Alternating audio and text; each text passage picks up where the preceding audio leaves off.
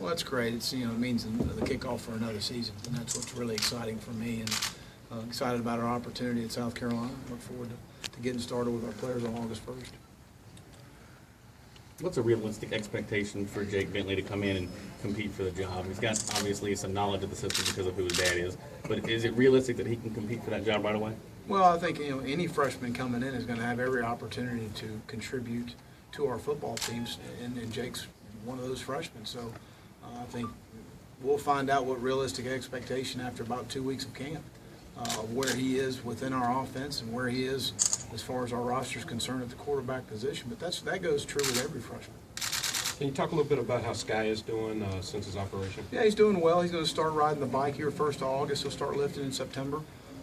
Obviously can't have any contact or anything till bowl practice. But again, his spirits are good. I text with him, try to as much as we can about every day, just to check on him to make sure he's in good spirits, because he's going through a tough time. It's the first time in his life he's had something really important to him taken away, and that's very difficult for a young man to go through. So I certainly understand that. Will, is that a lingering injury from last year, or when did that exactly happen? I don't know that you can really put a finger on exactly when those things happen. It was something that when we came in our off-season program, he complained of some tingling down his arms. So obviously this is a pre-existing injury.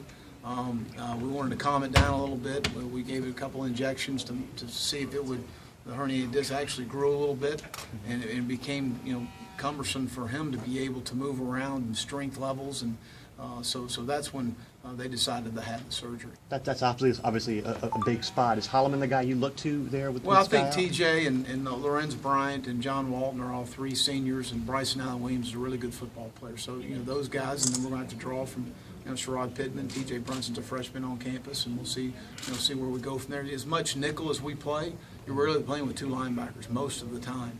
But Bryson Allen's a young man that we want to be able to use in pass rush situations as well.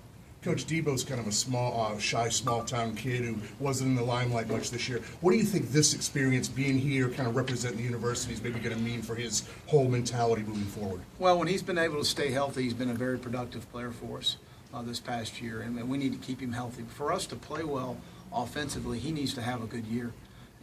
But he's a guy that really caught my eye in the all-season program, how he worked and how he went about his business. We've got a catapult system that we test, a lot of things as far as the strength capacity, endurance capacity, and he was one of the highest marking guys for that system throughout the entire all-season program. I thought he had a very good spring, but he works extremely hard, and that's why he's here. And how about being one of the three guys chosen to be here to represent the university, what that might mean for him as far as his overall makeup? Well, I think it says a lot to him of what I think of him as a player and his work ethic, and these three guys have made our transition as a staff very smooth. The buy-in, our entire team, we've had very little resistance. I think when you have a coaching change, you always have transfers, you always have somewhat of resistance, but we've had very little resistance from our group, and these three guys have helped us tremendously. Will, given that you've got Jake and you're going to try to work Lorenzo back into the quarterback situation, is there a certain amount of time you feel like I've got to give it 2 weeks before I start thinking about it, or I've got to give it a week, or could it happen faster? Josh, we're going to let that happen as it may. Whoever's going to help us win football games is who's going to play quarterback at South Carolina. Lorenzo's also going to play some receiver. We've worked through that this summer a little bit, but he's going to still have his hand in the quarterback position. Whether we play one quarterback, we play two, and who it's going to be, I don't know right now. I'm not going to put a timetable on that. I do agree with you that you've got to, at some point in camp, narrow things down and get the snaps that the guys need, because there's going to be a possibility one of those guys is going to be a young guy. And so, but certainly Perry and Brandon distanced himself coming out of spring to win the job. So is Lorenzo still in the starting quarterback competition? Yeah, he's still there. He's still there. He's a guy that we're going to be able to use. He's a good athlete, and we need help with the receiver position. And unfortunately for him, with the injury after 4 practices, it really put him behind the 8 ball at the position. And that's an unfortunate situation for him. I hate it for him.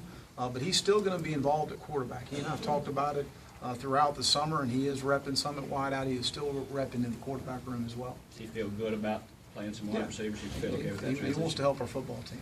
What have the conversations been like with Bobby Bentley in terms of Jake's development? Well, Bobby coaches running back, so So he Kurt doesn't- Roper, he has zero to do with the quarterback position. Coach, in light of what's happening around the country. Looking good today. Hey, well, so are you. Yeah, where'd you get that suit? Brent Skinner, actually, I think, in Columbia. I appreciate you asking, though. He appreciates the plug.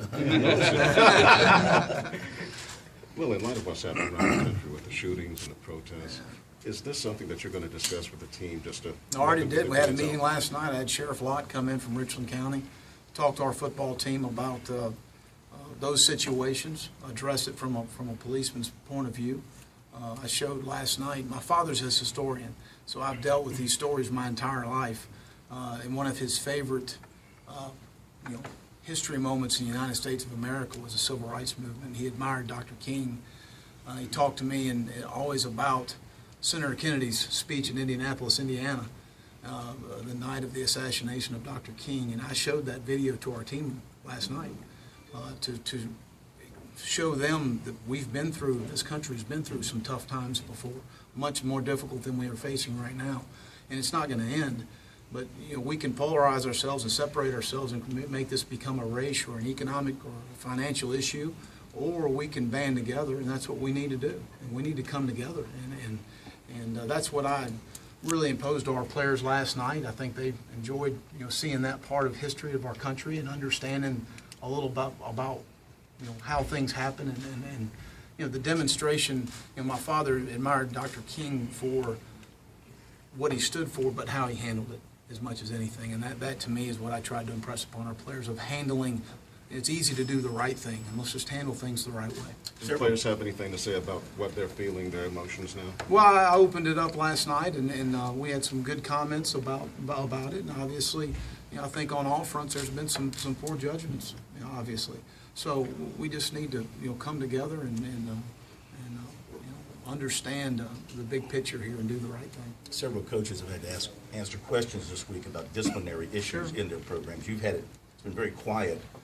Is it just are you lucky, or are you lucky, or some things that you put in place are working? No, we have a lot of things in place, just like a lot of people do. I don't know a program in the country that does not have structure involved as far as educating their players, whether it's domestic violence, whether it's addiction, the mental edge. Everyone has forms of that within their program. Every program does. At the end of the day, I think we did inherit a very good locker room. I credit Coach Spurrier and his staff for that. It's a continual education. I mean, you want to get out and brag about your players, and all of a sudden, they're 17, 18, 19-year-old young men. Somebody's going to make a mistake, and that's part of it. It's part of the education process. It's your job as a coach to try to change the behavior as best you can and alter that, and that's what we're in charge of. And a lot of times in situations, you as media people, and I respect the job you have to do, you've got to make an opinion or form an opinion, and you may not have all the information. There's one person that usually has all the information, that's the head coach. And that's the facts of it. And a lot of people don't want to recognize that and want to judge a decision based on not having all the information. But that is also your job as well, and I respect that.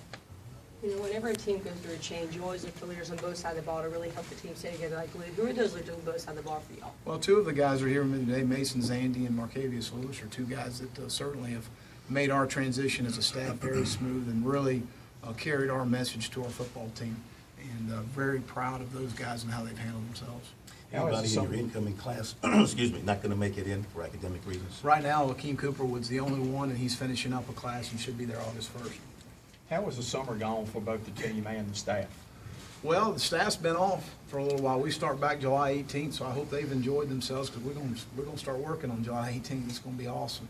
But the team, all the reports I've gotten from Jeff Dillman have been very positive as far as the work ethic, the buy-in. And again, that's been very smooth since we've been at South Carolina. When you look at this defense and what didn't work last year, does it need a major overhaul? I mean, that's kind of your focal point on that side of the ball. When you looked at some of the things that went wrong, what have you come up with? Really, when I watched film from last year, I just looked at the intangible things about effort and tackling and willingness to compete and willingness to stick your face in there and enjoy contact. I mean, those are the things I look for. And I saw a lot of that continue to, in a positive way, in spring, continue to carry over. We have to improve in a lot of areas, and I do feel like we've got a good mixture of talent and experience in our front seven. We need to improve in the secondary, but I think we're capable of improving in the secondary. I think we're capable of playing much better. So let's get in fall camp and see what happens. We had some guys miss spring that I think can help our football team on defense especially. So let's get those guys on the field and let's see what happens. What do you remember about your last go-around through SEC Media Days a couple of years ago? Pat Dooley was a lot closer to me than he is today. Robbie Andrew was a lot closer than me he is today. All those guys, no, those good guys. This is a kickoff for our season, and I'm excited about it. You're going to probably pick pretty low, and you have been in some of these preseason things. You guys are wrong every year. Yeah. Who cares? It doesn't even matter. You can use that as motivation. Nah, it doesn't even matter. At the end of the day, if you're not motivated coming off 3-9, something's wrong with you. Anything else for Coach? All right, see y'all out there. Thank you, Will. Thanks, Coach. Thanks, Coach. Hey, no problem. How's that arm doing?